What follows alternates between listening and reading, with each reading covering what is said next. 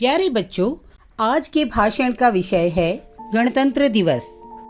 जय हिंद। मेरे सभी अध्यापक गण, अतिथि गण व मेरे प्रिय सहपाठियों, आप सभी को भारत के 75वें गणतंत्र दिवस की हार्दिक शुभकामनाएं। आज का दिन हम सभी के लिए बेहद ही खास है। पहले तो मैं आप सभी का धन्यवाद करना चाहूंगी कि आपने मुझे आज 26 जनवरी के दिन कुछ पंक्तियां बोलने का सुनहरी अवसर दिया है। इसके लिए आप सभी का धन्यवाद। भारतीय गणतंत्र दिवस भारत के इतिहास में सबसे ज्यादा अहम दिवस माना जाता है। भारतीय गणतंत्र दिवस स्वतंत्रता दिवस के बाद आया।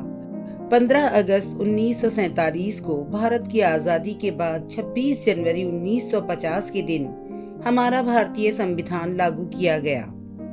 भारतीय संविधान लागू होने के बाद भारत में अपना लोकतंत्र आया और आज हम अपने मौलिक अधिकारों के साथ जी रहे हैं। मैं आज आपसे कुछ बातें कहना चाहती हूँ जो कि बेहद ही जरूरी हैं। भारत की आजादी के बाद हम सभी आजाद हैं और अपने जीवन को अच्छे से जी रहे हैं, लेकिन कहीं न कहीं आज प्रत्येक घर में लोग इतने व्यस्त हैं कि किसी के पास इतना भी समय नहीं है कि कोई भारत का इतिहास उठाकर देख सके, जिससे उन्हें पता चले कि भारत की आजादी के पीछे कितना कठोर संघर्ष था।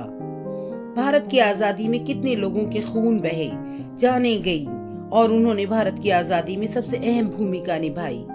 भारत के इतिहास में लोगों के साथ हुए अन्याय को कोई बयान नहीं कर सकता है, वो केवल किताबों में छपकर रह गई है। भारत में ब्रिटिशियों के शासन की वजह से हुए अत्याचारों से छुटकारा पाना बेहद ही मुश्किल था। उस समय बेहिसाब कर लगाने की प्रथा थी, जिससे किसान लोगों के हक की जमीनें, उनके हक को मारा गया था। कभी समय मिले तो आप भारत के इतिहास के पन्नों को खोल कर देखना। खैर, ये सब बातें दिल को दहला देती हैं। भारत में गणतंत्र दिवस के दिन हमारा देश पूर्ण गणतंत्र राष्ट्र घोषित हुआ था। भारत की आजादी की लंबी लड़ाई और लाखों के बलिदान के बाद 15 अगस्त के दिन सन 1947 को हमारा भारत देश पूर्ण स्वतंत्र हुआ। हमारे देश के पास अपना कोई लिखित संविधान था ही नहीं। बिना किसी संविधान के, बिना किसी कानून व नियम के लोग रहा करते थे। बिना कड़े कानून के जीना मानो पशु समान था। और फिर अनुशासन की जरूरत पड़ी और फिर सबके विकास के लिए कायदे कानून को स्थापित किया गया। फिर संविधान सभा का गठन हुआ, जिसमें 299 सदस्य थे। इसकी अध्यक्षता डॉक्टर भीमराव अंबेडकर ने की थी। इसकी पहली बैठक 1946 के दिसंबर महीने में हुई थी और 2 साल 11 महीने 18 दिन में अंततः 26 नवंबर 1949 को बनकर तैयार हुआ और फिर कहीं जाकर 26 जनवरी 1950 को पूरे देश में लागू कर दिया गया। 26 जनवरी का इतिहास भी आसान नहीं था। आखिर क्यों 26 जनवरी को ही गणतंत्र दिवस के लिए चुना गया? इसके पीछे एक बहुत बड़ा कारण है।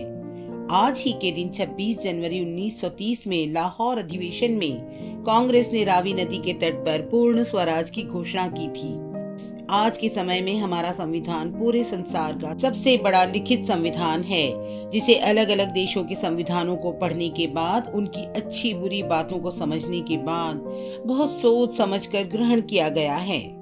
प्रत्येक वर्ष 26 जनवरी के दिन राजपथ पर परेड की जाती है। सुबह 8 बजे के करीब राष्ट्रपति झंडारोहण करते हैं और वायुसेना, थल सेना, जल सेना सलामी देती है।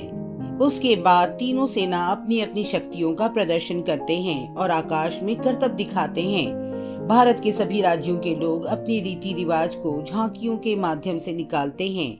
हमें गर्व होना चाहिए कि हम भारत देश के नागरिक हैं और हम सभी को ऐसे संविधान का सौभाग्य मिला है जो बेहद ही अलग और सबके अधिकारों का सम्मान करता है। भारत में लोकतंत्र की स्थापना हुई और हमारा ये मौलिक कर्तव्य है कि हम अपने देश के तंत्र और संविधान की महत्वता को समझें और उसकी रक्षा और सम्मान करें। इसी के साथ मैं आप सभी से अलविदा लेना चाहती हूँ। आप सभी का धन्यवाद। जय हिंद, जय भारत, भारत माता की जय। चैनल को सब्सक्राइब करें।